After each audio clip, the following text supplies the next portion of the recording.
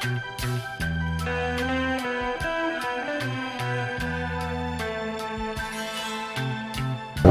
bir oğlu kimi yenə deyəm, yaradıcılığından bizim tamaşaçılar təbii ki, çox danışarlar, bilərlər. Bir oğul kimi mən çalışıram, öz həyatımı da elə qururam ki, atama oxşaya bilim. Gündüz kimi boylu, pullu, şıq və müasir giyinən Bakıda heç kim yox idi.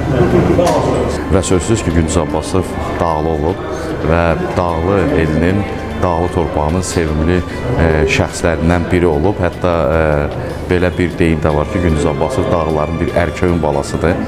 Ömrünün axırına qədər bilirsiniz ki, 1995-ci ildə rəhmət edib, 1994-cü ildə axırıncı filmə çəkildi. 28 filmə çəkildi. Qızı torpağı Azərbaycanın mədəniyyətinə, incəsənətinə, bütün kinoya, rejissorluğa, bütün sahələrə çox böyük insanlar bəxş etmişdi. O insanlardan biri də böyük nəslin evladı Gündüz Abbasovdur. Allah Teala Gündüz Abbasova normadan artıq istedad payı bəxş etmişdir. Yəni o idmançı idi, jurnalist idi, sonra aktyor idi.